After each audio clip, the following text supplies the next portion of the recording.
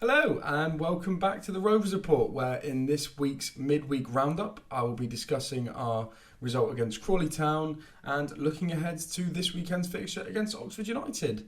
Thank you for joining me. If you are new around here, please do subscribe. There's plenty more Rovers content coming throughout the season, which I'm excited to bring you.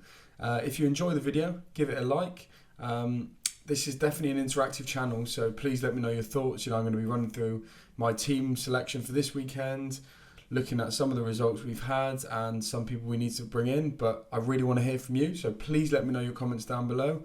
And with that being said, let's get into the video. Right, so first up is last night's result against Crawley. Bristol Rovers lost 1-0 to the side from Sussex and are now out of the EFL Cup at the first hurdle.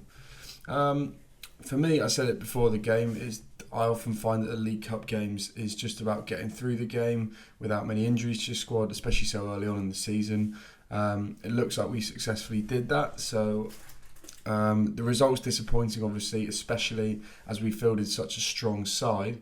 But for me, I don't think it's the end of the world. It means we can focus more on the league campaign.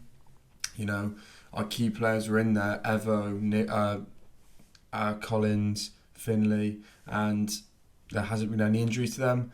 So on that front, I don't think it's too big a deal, to be honest.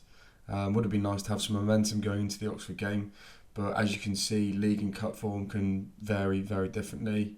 Crawley hadn't won a game, hadn't scored all season, and they beat the team in the league above them 1-0. So it's not a huge indicator of what happens in the league. Like I said, disappointing, but we move on and look towards Oxford. Right, so first up, let's look at team news for the fixture against Oxford this weekend. And I'd say the sort of breaking news or most important news that we have learned from the Crawley and the Burton game is that unfortunately James Gibbons will be out. Joey Barton stated in his post-match conference last night that Gibbons has picked up a knock in the Burton game, and unfortunately this weekend will be a bit too soon for him. In terms of what that means for our back four, there's not many options. I think the most obvious one would be to slot in Kilgour at centre-back and push Hall to right-back, where he played most of last season. How does that make me feel? I think I would probably prefer Hall at centre-back and Gibbons at right-back, even though that's not Hall's natural position. I just feel that Gibbons is a better player than Kilgour, and, Hall hasn't done too badly at centre-back. Obviously, Kilgour hasn't had many minutes and he didn't play particularly well last night against Crawley. But as Barton said, we're rolling with a very small squad at the moment, so that's what it's going to have to be. Now, moving on to some more positive news, it sounds like Paul Coots will be available this weekend. Obviously, he had to serve his suspension, which ran over from last season, but I think there were some concerns that he might not necessarily be match fit. But Joe Barton has confirmed he should be involved in this weekend. Whether this means he'll start or not is a different thing, I think. He's obviously hasn't had any games, so you could question his match fitness a little bit. And Barton is very reluctant to start players unless they are sort of at their full fitness. But with that being said, similar to what we saw with Rossiter, we don't have much choice. He might have to play a 75% fit Paul Coots. I still think that's an improvement on the team. He was essential to our promotion last season. And I think Barton probably will start him, to be honest. And what I would imagine would happen if that does occur is that we would see a midfield three of Evo, Finley and Coots. I think it would be Collins, Anderson and Marquis up front. That's a difficult one for me because in the first 3 or 4 games we've seen of Marquis, I haven't been too impressed with them, to be honest. And, especially with Saunders showing good form in pre-season, there is a temptation to look to replace him and put Saunders in the starting 11. Similarly, Loft hasn't done much in his 2 starts, but I get it from Joey, and I think I probably would stick with Marquis just because, Saunders he's great off the bench. Oxford have quite a slow defence, and in a game which I think will be quite a tight and tense affair, having that sort of pace off the bench could be crucial, especially in the heat. In the last 25 or 20 minutes when defenders are tiring. I think a player like Saunders is brilliant to bring on, and Marquis and Loft don't really offer that sort of pace coming off the bench. So I think within the restraints of our squad, to have a player like Saunders who can come on and really stretch defences is probably a better tactical move than initially starting him. So yeah, in terms of team news, the only changes I expect to see would be potentially Loft coming out for Coots, and then unless we get another new signing in, which Barton did seem optimistic about, then that signing potentially could slot into the team. I think we're crying out for another defender, hopefully a centre back, and that my team would probably go with Belshaw, Hall, Kilgour, Connolly, Gordon, Coots, Evo, Finlay, and then Anderson, Collins, and Marquis. Let me know what you think. I don't think there's too many options in there. It's a lot of youngsters, and then Whelan, Saunders, Loft. That's about it really in terms of experienced pros on the bench that we could swap in. So like I said, let me know what you would play. Now, if we switch our attention to Saturday's opponents, and that is Oxford United. Oxford United have really established themselves as a good League One side, and every season they are sort of in and around the playoff places, and last season was no different. Over the summer, they've made some excellent acquisitions, Jody Jones, tying down Cameron Brannigan, who at one point looked to be moving to a Championship club. They re-signed Billy Bowden. He's extended his contract. They signed Murphy, who not too long ago was a Premier League player. So they got real quality across the park, and their start of the season has been similar to ours in some respects. It's been a bit of a strange one. They went to Derby and by all accounts were unlucky to come away with nothing. Put in a good performance, and that was against one of the teams that potentially is going to be up there challenging for the title.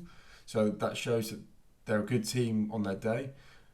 On the flip side of that, they then beat Cambridge at home, which again, I think most fans felt they probably were a bit lucky to get all 3 points. And, it sounded like they didn't create too much in the attacking sense. They only conceded 1 goal, so it does point to the fact that they are quite sound at the back. With that being said, I mentioned earlier, I think they're a slow defence. I think their centre-back pairing is quite slow. So I think we can definitely get at them, and that's why I think that someone like Saunders could be really useful in the final stage of the game. In terms of how Oxford like to set up, it looks like they've been going with a 4-3-3 or a version of a 4-2-3-1. So, a very similar formation to what Rovers play. And in their front three, it's players that we know well and players that have good quality. You're looking at Billy Bowden, Matthew Taylor and Josh Murphy. So, bit concerned with our defence, especially with the likes of Kilgour coming back, who might not necessarily be as sharpest, and against those sort of players you need to be at your sharpest for 90 minutes, so that's an area of concern for me. Something else I picked out which could be interesting for Rovers is that they are quite a short team, and having gone on the Oxford Fans Forum, they did note that it's a bit of a concern for them that at set pieces they do lack a bit of height. I think with Joey Barton's team, there's always that element of physicality around it. We're not necessarily the tallest of teams, but I think with Connolly and Kilgour probably starting this weekend, set pieces could potentially be an area where we look at to try and dominate Oxford. If that is the case, you could obviously look at Loft coming in, who offers you that physical presence and that height. Marquis, he's not massive, but he also offers a bit of aerial domination. So, those are the things that I've picked up from Oxford. They've also got a youngster who did come in last night against Swansea and picked up a Man of the Match award. So he's another one to keep an eye on. They recently signed Lewis Bate from Leeds United, and he made a good debut. So another player to keep an eye on. That's my notes for Oxford really. A good team, made some good acquisitions, a 4-3-3 formation that we look to play, but there's weaknesses that we can definitely look to exploit. In terms of who's favourites, the bookies actually have Rovers down as favourites. Now that might be because of home advantage, but I think it's quite interesting that The most likely fixture they have down is a draw. So I could be tempted to go with that, but for me, I think this is a game that if it is level, both managers are going to look to go out there and get the win, hence leaving the game a bit more open. But yeah, that's interesting for me. The bookies have Rovers down as favourites. Let me know if you think that is accurate or you think that Oxford should be down as favourites. In terms of previous meetings, Rovers have only actually won one of the last 5 fixtures between the two sides. And that was, of course, the famous 4-3 victory in the FA Cup against them last season.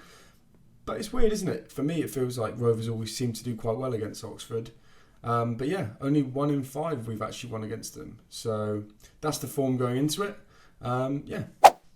So there we go, Gasheads. That is my midweek roundup from Bristol Rovers. Later on this week, I will be releasing a view from the opposition, which is where I'll be speaking to an Oxford fan to gain an inside knowledge on this weekend's fixture. So do stick around for that, and I will catch you later.